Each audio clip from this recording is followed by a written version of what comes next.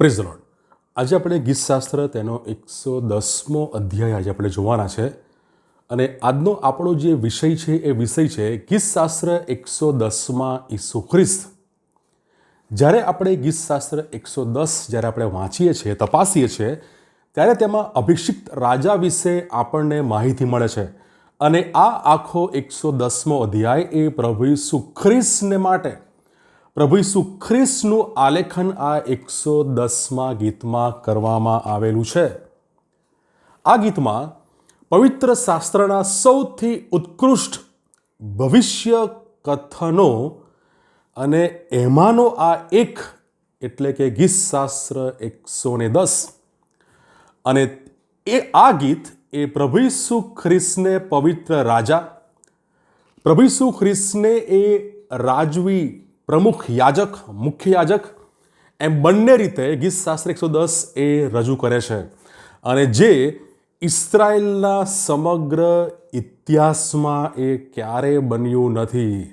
ગીતશાસ્ત્ર 118 અને ગીતશાસ્ત્ર આપણે જોઈ શકીએ છીએ એ 110 એ બંને ગીતો એ નવા કરારમાં સૌથી વધુ ટાંકવામાં આવેલા ગીત છે. ગીતશાસ્ત્ર 110 અને એ ગીત એ સૌથી વધારે ટાંકવામાં આવેલું એ ગીત છે, જે આપણે જોઈ શકીએ છીએ માથી 22 અને 44, ત્યારબાદ માર્ક, લૂક, પ્રેરિતોના કૃત્યો, હિબ્રુ, આ બધા પુસ્તકોમાં આપણે ગીતશાસ્ત્ર 110ને ટાંકવામાં આવતું આપણે જોઈ શકીએ છીએ.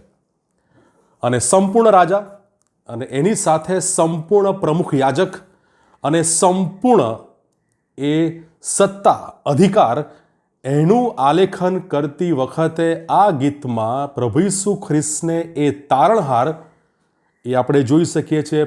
પહેલી કલમમાં ત્યાં એ તારણહાર તરીકે રજૂ કરવામાં આવે છે, ત્યારબાદ રાજા તરીકે ત્યાં જાહેર કરવામાં આવે છે.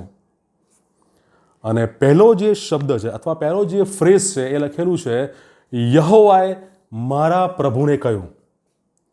આ વાક્યનો અથવા આ જે વાક્યનો અંશ, એનો અર્થ એ છે કે ઇઝરાયલના ઈશ્વરીય અને માનવીય રાજા એ પ્રભુ ઈસુ ખ્રિસ્તનો એ ઉલ્લેખ કરે છે આ વાક્યમાં કે હું, યહોવાએ મારા પ્રભુને કહ્યું. એનો અર્થ છે કે ઇઝરાયલના ઈશ્વરીય અને માનવીય રાજાનો ત્યાં પ્રભુ ઈસુ ખ્રિસ્ત તરીકે ત્યાં ઉલ્લેખ કરવામાં આવેલો છે. 100% ગોડ અને 100% હ્યુમન.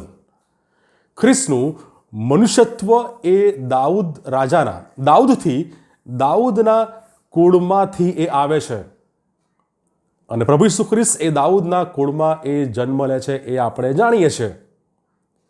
બીજો શમુએલ 7મો અધ્યાય 12મી કલમમાં સ્પષ્ટ રીતે એ બાબત આપણે જોઈ શકીએ છીએ કે એ રાજા એ દાઉદના કુળમાં, દાઉદના વંશાવમાંથી એ ત્યાં એ જન્મ લેશે. અને આ કલમનો ઉપયોગ કરીને પ્રભુ ઈસુ ખ્રિસ્તે સુવાર્તાઓમાં પોતાની જાણે કે ઈશ્વર હોવાની, મસીહ હોવાની એ ઘોષણા કરે છે. એમણે એ ઘોષણા કરી હતી અને એ આપણે જોઈ શકીએ છીએ માથી 22 અને તેની 44મી કલમ, માર્ક 12 અને તેની 36મી કલમ, અને એની સાથે લૂક 20, 42, 43 કલમમાં આપણે એ બાબત જોઈ શકીએ છીએ.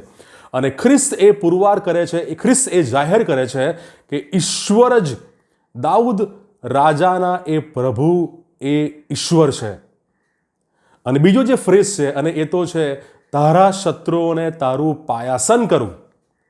પાયાસન ઇંગ્લિશમાં માટે શબ્દ છે ફૂટસ્ટૂલ, અને એ દુશ્મન પર સંપૂર્ણ વિજયને દર્શાવે છે.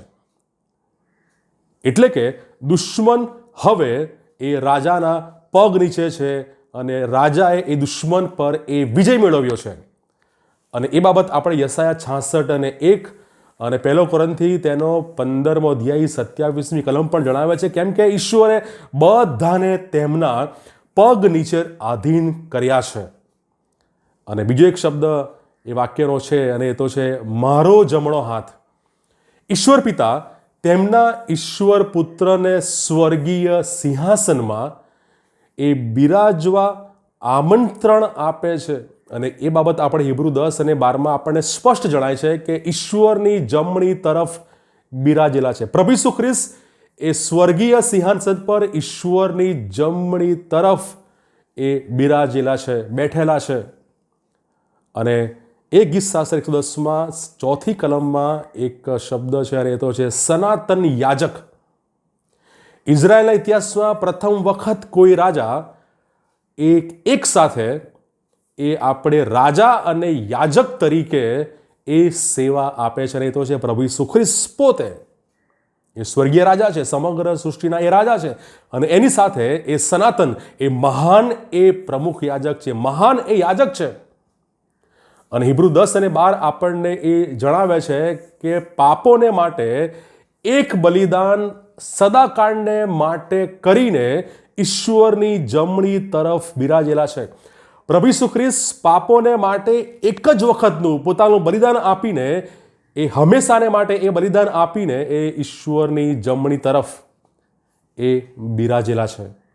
આમ ગીતશાસ્ત્ર 110 એ પ્રભુ ઈસુ ખ્રિસ્તને એ રાજા તરીકે, પ્રભુ ઈસુ ખ્રિસ્તને એ સનાતન યાજક તરીકે અને પ્રભુ ઈસુ ખ્રિસ્તને એ દરેક શત્રુ સૈન્ય એ બધા પર અધિકાર ધરાવનાર, સત્તા ધરાવનાર એ મહાન રાજા તરીકે ગીતશાસ્ત્ર 110 અભિષિક્ત રાજા તરીકે એ પ્રભુ ઈસુ ખ્રિસ્તનું એ આલેખન કરે છે.